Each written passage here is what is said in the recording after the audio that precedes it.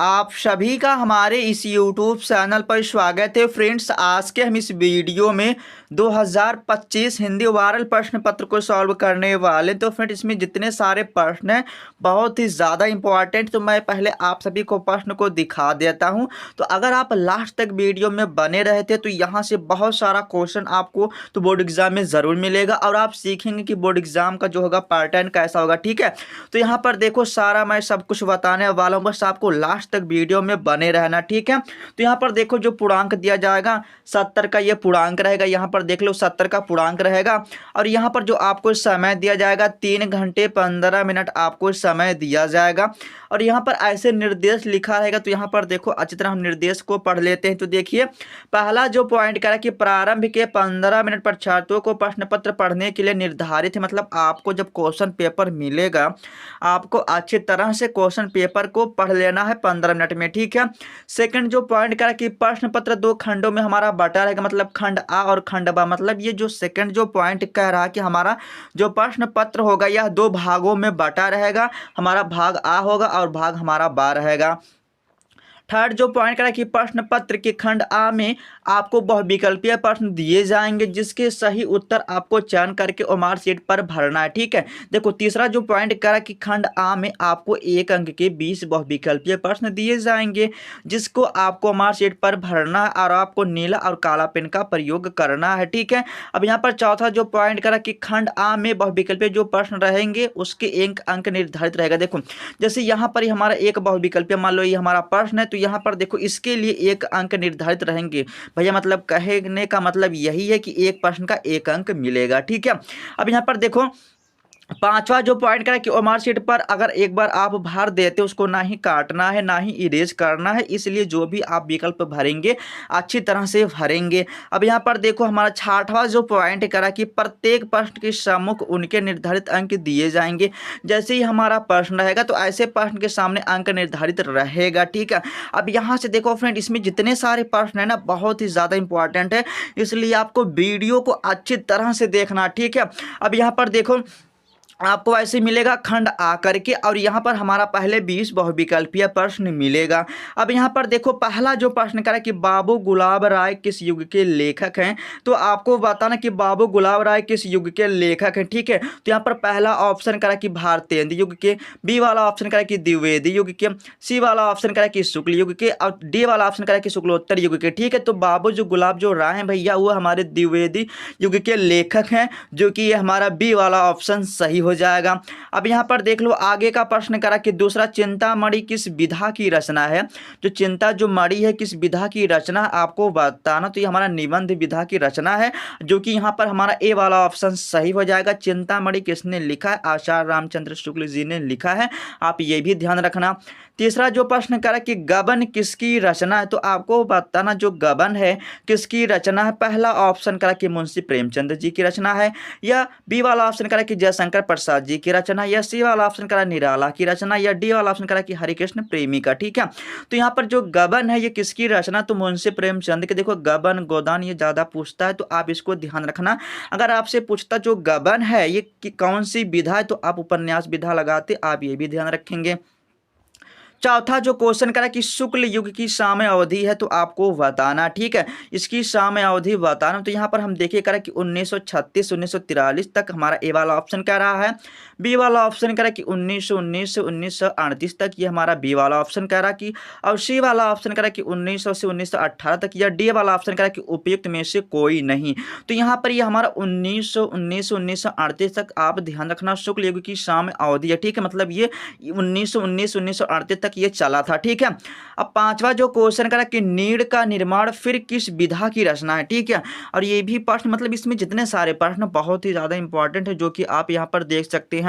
तो पहला ऑप्शन करा कि हमारा जीवनी है, जो नीड़ का जो निर्माण है ये आपको कौन सी विधा बताना है, तो पहला ऑप्शन करा कि जीवनी विधा की है, या बी वाला ऑप्शन करा कि आत्म हमारा क्या है कथा है, और सी वाला ऑप्शन करा कि हमारा भेंट वार्ता है, और डी वाला ऑप्शन करा कि रेखा चित्र है। ठीक है, तो नीड़ का जो निर्माण है ये हमारा आत्मकथा का ये विधा है और ये हमारा बी वाला ऑप्शन सही हो जाएगा, आप इसको ध्यान रखेंगे। अब यहाँ पर छठवां जो हमारा प्रश्न कह रहा कि प्रिय प्रवास किस युग की रचना। जो प्रिय जो प्रवास है मैं पहले बता देता हूँ कि इसकी मतलब लेखक कौन, इसके जो लेखक हैं, इसके जो लेखक हैं भैया हरि अवध हैं। ठीक है, प्रिय प्रवास के जो लेखक हैं हरि अवध हैं। और आपको बताना ये किस युग के लेखक हैं। पहला ऑप्शन करें कि द्विवेदी युग के लेखक हैं, बी वाला ऑप्शन करें कि भारतेंद्र युग के लेखक हैं, और सी वाला ऑप्शन करें कि प्रगतिवादी युग के लेखक हैं, या डी वाला ऑप्शन करें कि छायावादी युग के लेखक है। जो प्रिय जो प्रवास है किसकी रचना है, हरि अवध की। अगर आपसे पूछे किस युग के मतलब रचना है, ठीक है, तो यहाँ पर हमारा द्विवेदी युग के है। ठीक है, इसके अगर लेखक पूछे तो हरि अवध, किस युग के, तो यहाँ पर हमारा द्विवेदी युग। ठीक है, अब देखो यहाँ पर मैं जितने सारे प्रश्न बनने वाले रहेंगे आप सभी को वो भी बताता चलूंगा। अब यहाँ पर देखो सातवां जो क्वेश्चन करा कि मधुशाला किसकी रचना, तो आपको बताना जो मधुशाला है किसकी रचना है। ए ऑप्शन करा कि रामधारी सिंह दिनकर जी की है, या हरि अवध जी की है हमारा बी वाला ऑप्शन करा, और सी ऑप्शन करा कि हरिवंश राय बच्चन का, और डी वाला ऑप्शन करा कि सुमित्रा नंदन पंत का। ठीक है, तो हरिवंश जो राय की जो बच्चन की भैया रचना, यहाँ पर हमारा मधुशाला या बोले मधुशाला किसकी रचना, तो हरिवंश राय बच्चन का, जो कि ये हमारा सी वाला ऑप्शन सही हो जाएगा। अब देखिए यहाँ पर हमारा आठवां जो प्रश्न कह रहा कि भारत भारती किसकी रचना, तो आपको बताना जो भारत जो भारती है किसकी रचना है। ए ऑप्शन करा कि सियाराम शरण गुप्त का है, बी वाला ऑप्शन मैथिली शरण गुप्त का है, और सी वाला ऑप्शन जयशंकर प्रसाद, या डी वाला ऑप्शन महादेवी वर्मा का। तो भारत जो भारती जो रचना है मैथिली शरण गुप्त जी का है, जो कि हमारा बी वाला ऑप्शन सही हो जाएगा। अब चलते हम आगे के प्रश्न की ओर। अब यहाँ पर देखिए नवा जो क्वेश्चन करा कि आधुनिक काल कब से कब तक था। ठीक है, तो आपको बताना। अब यहाँ पर देखो ए ऑप्शन करा कि 1843 से अब तक था, फिर 1643 से 1843 तक था, या सी वाला ऑप्शन करा कि सन 1918 से 1936 तक था, और आपको डी वाला ऑप्शन करा कि 1936 से 1943 तक था। तो आपको बताना। तो देखो आधुनिक जो काल था वो मतलब कब से स्टार्ट है। ठीक है, तो यहाँ पर हमारा 1843 से अब तक, जो कि ये हमारा ए वाला ऑप्शन सही हो जाएगा। अब यहाँ पर हमारा 10वां जो क्वेश्चन करा कि मतीराम किस युग के कवि हैं, तो आपको बताना जो मतीराम है किस युग के कवि है। यहाँ पर हमारा पहला ऑप्शन करा कि आधुनिक काल के हैं, बी वाला ऑप्शन करा कि आदि काल के हैं, या सी वाला ऑप्शन भक्ति काल के, या डी वाला ऑप्शन रीति काल के हैं।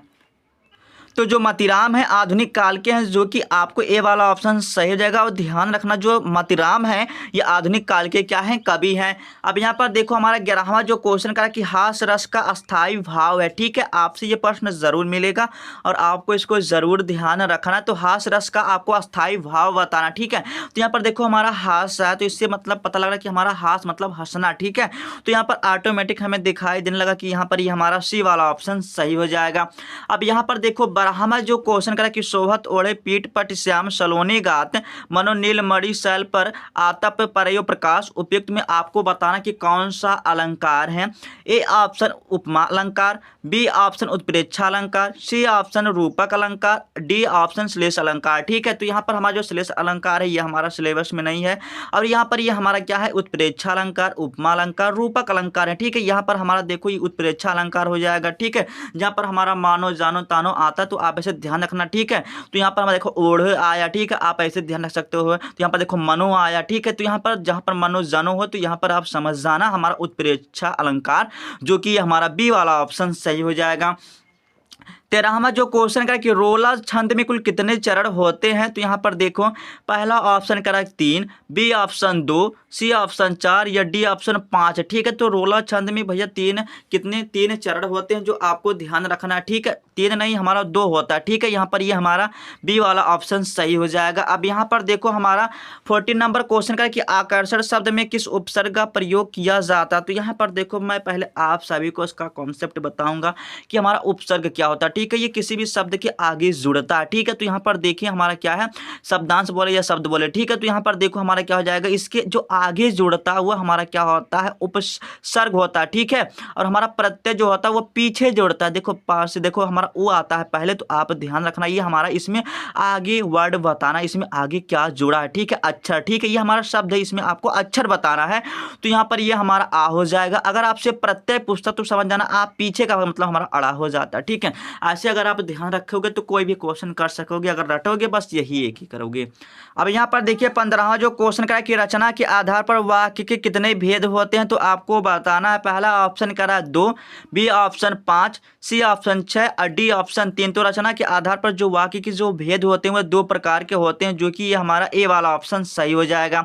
16वां जो क्वेश्चन करा कि पीताम्बर में कौन सा समास है, यहाँ पर हमारा पहला ऑप्शन करा कि कर्मधारय समास है, बी ऑप्शन करा कि द्वंद्व समास है, सी ऑप्शन बाहुव्रीहि समास है या तत्पुरुष समास है, डी वाला ऑप्शन कह रहा है। तो यहाँ पर पीताम्बर में अगर आप जहाँ भी देवी देवता का नाम आएगा या हमारा क्वेश्चन में पड़ेगा, ठीक है, कहीं भी अगर आपको देवी देवता का नाम दिखाई दिया तो आप ऐसे आंख मूंद कर बाहुव्रीहि समास लगा देंगे, जो कि ये सी वाला ऑप्शन सही हो जाएगा।